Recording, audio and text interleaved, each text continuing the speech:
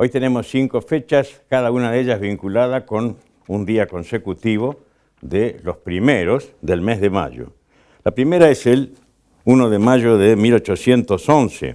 Sale de Corrientes una compañía de milicias bajo el mando de Genaro Perugorría para incorporarse al sitio de Montevideo. Ahí va a ser donde los correntinos van a tomar contactos con Artigas, van a, digamos, adquirir de boca de Artigas las ideas del federalismo entendido como autarquía económica, autonomía política, las van a traer a Corrientes.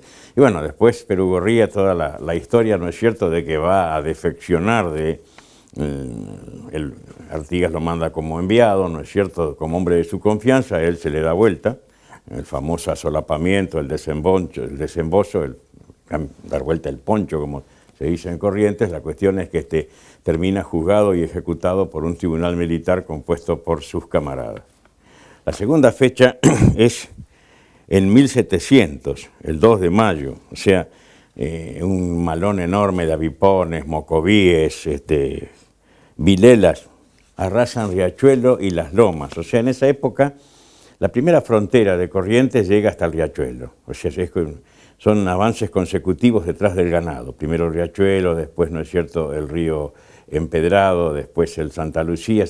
Son fronteras, pero son fronteras de estancias, por decir así. La del Riachuelo abarcaba Riachuelo arriba, Riachuelo abajo, se llamaba en esa época, y Lomas arriba, Lomas abajo. Lomas era lo que había entre lo que era la pequeña ciudad, digamos, y Riachuelo. O sea, un poco la zona de la terminal actual y más allá, ¿no es cierto? Va a ser Gabriel de Toledo, que es el teniente de gobernador, el que logra vencer a ese malón y rechazarlo. La tercera fecha es el día 3, ¿no es cierto?, pero en 1869. Todavía no termina la guerra del Paraguay y las relaciones que se han establecido entre Buenos Aires y Corrientes empiezan a surtir efecto. Avellaneda como ministro y Sarmiento como presidente firman el decreto por el cual se crea el colegio, nuestro legendario Colegio Nacional de Corrientes. Hay una anécdota muy interesante porque el gobernador era Guastavino y estaba, cuando se discute, ¿no es cierto?, la creación del colegio, Sarmiento dice, ¿para qué quieren un colegio nacional ahí?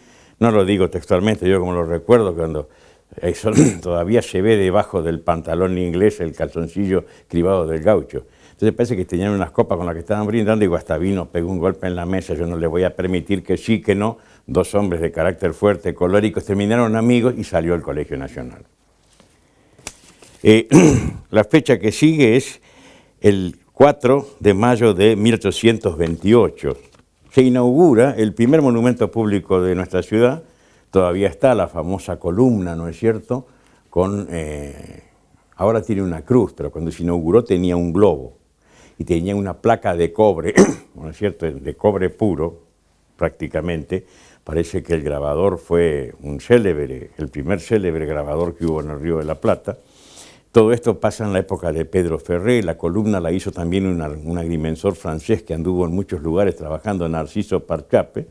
Da un poco lugar a un tipo de monumento que yo diría que es típico de Corrientes, que es la columna conmemorativa. Es económico, pero es muy visible, es muy imponente, si se quiere, ¿no es cierto?, con algo arriba.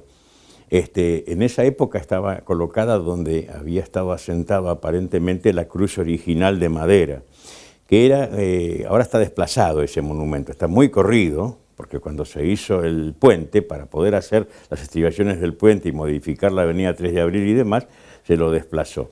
Estaba prácticamente un poquito antes de la puerta de la cárcel, sobre lo que era la avenida Angosta, en una plazoletita. Primer monumento público de nuestra provincia, Pedro Ferré, 1828.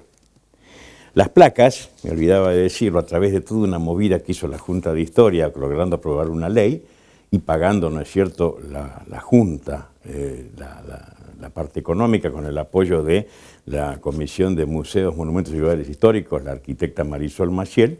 En definitiva, en 2013 las placas fueron al Museo Histórico.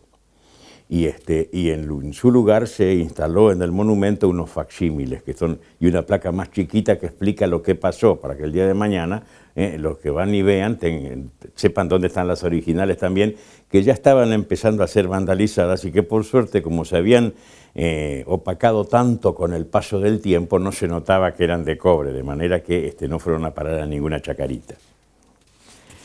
La última fecha es del 5 de mayo, pero de 1601.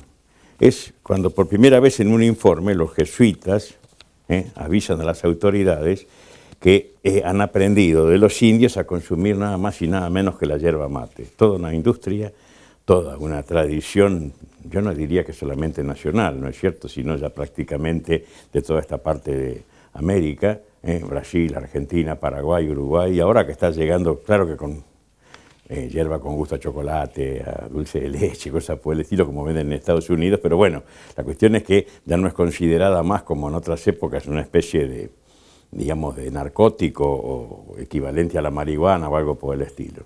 Empieza a aparecer, ¿no es cierto?, como y va a ser un recurso económico muy importante, la yerba mate, los jesuitas.